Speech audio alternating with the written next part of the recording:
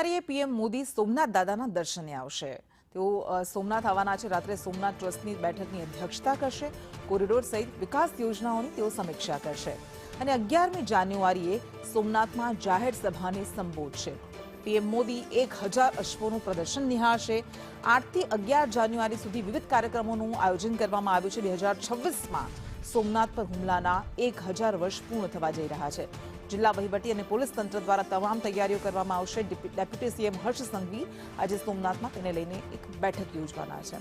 વધુ વિગત સાથે સંવાદદાતા રાકેશ પરડવા આપણી સાથે જોડાયા છે। રાકેશ, પ્રધાનમંત્રી નરેન્દ્ર મોદી પણ સોમનાથમાં આવવાના છે। આખા કાર્યક્રમનું માળખું શું છે?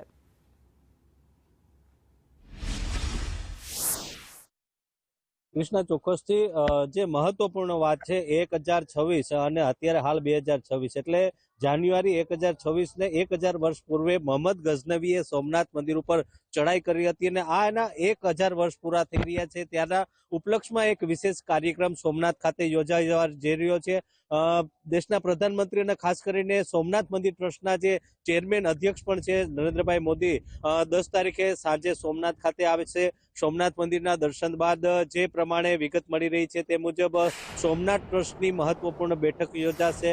સોમનાથ કોરિડોરની જે પ્રોજેક્ટ ચાલી રહ્યો છે તેના વિષય ઉપર પણ ચર્ચા થઈ શકે છે। આ ઉપરાંત 11 તારીખે આપ જે દ્રશ્ય નિહાળી રહ્યા છો આ સોમનાથ મંદિરનો આ વિશાળ જે પરિસર છે આ વિશાળ પરિસરમાં જે મોદીજીની જંગી જાહેર સભા પણ યોજાય તેવી શક્યતાઓ છે।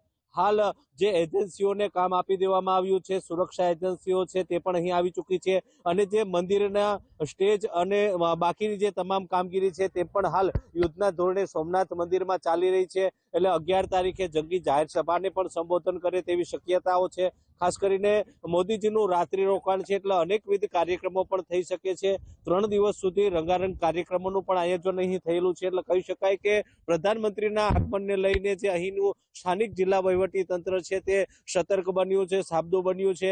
આજે આ તમામ વ્યવસ્થાઓ અને જે તૈયારીઓ છે તેની સમીક્ષા કરવા માટે રાજ્યના નાયબ વડાપ્રધાન હર્ષ સંઘવી પણ સોમનાથ ખાતે આવી રહ્યા છે અને જે જિલ્લાના શીર્ષ અધિકારીઓ છે તેની સાથે મહત્વપૂર્ણ બેઠક પણ યોજશે।